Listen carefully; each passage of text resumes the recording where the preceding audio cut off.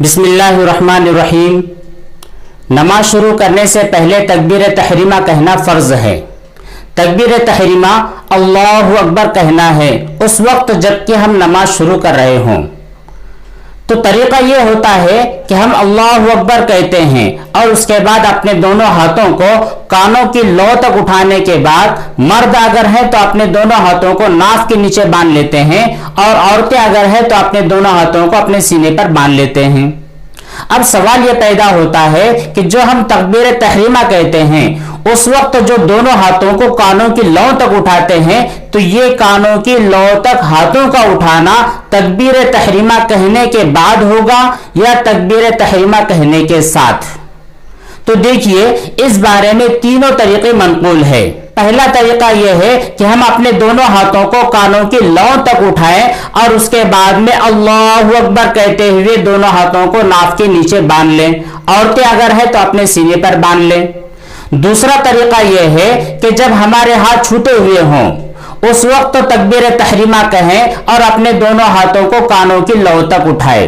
ہمارے دونوں ہاتھ نیچے چھوٹے ہوئے ہیں اسی وقت تکبیر تحریمہ کہیں اللہ اکبر، اب دونوں ہاتھوں کو کانوں کی لو تک اٹھائیں اور باندھ لیں۔ تیسرا طریقہ یہ ہے کہ دونوں کام ایک ساتھ کیے جائیں، دونوں ہاتھوں کا اٹھانا بھی اس کو باندھنا بھی، تکبیر تحریمہ شروع کرنا بھی اور تکبیر تحریمہ ختم کرنا بھی۔ جیسے ہمارے دونوں ہاتھ نیچے چھوٹے ہوئے ہوں اس وقت تکبیر تحریمہ شروع کی جائے اور دونوں ہاتھوں کا اٹھانا بھی شروع کیا جائے۔ اللہ اکبر، دونوں ہاتھوں کا اٹھانا، کانوں تک لے جانا اور باندھ لینا، تکبیر شروع کرنا، تکبیر ختم کرنا، دونوں چیزیں ایک ساتھ ہو گئی۔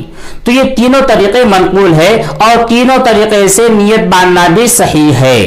البتہ جو پہلا والا طریقہ ہے کہ پہلے دونوں ہاتھوں کو کانوں کی لو تک اٹھائے اس کے بعد میں تکبیر شروع کرتے ہوئے ہاتھ باندھ لے اور تکبیر کو ختم کر دے، یہ طریقہ سب سے زیادہ افضل ہے اور سب سے زیادہ فہم کے قریب ہے، لہٰذا اس طریقے پر عمل کرنا زیادہ بہتر ہے۔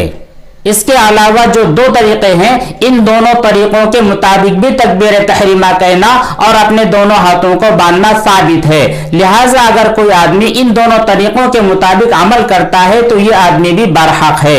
البتہ بہتر طریقہ پہلا والا طریقہ ہے کہ پہلے دونوں ہاتھوں کو کانوں کی لو تک اٹھایا جائے اس کے بعد میں تکبیر تحریمہ کہتے ہوئے اپنے دونوں ہاتھوں کو باندھ لیا جائے۔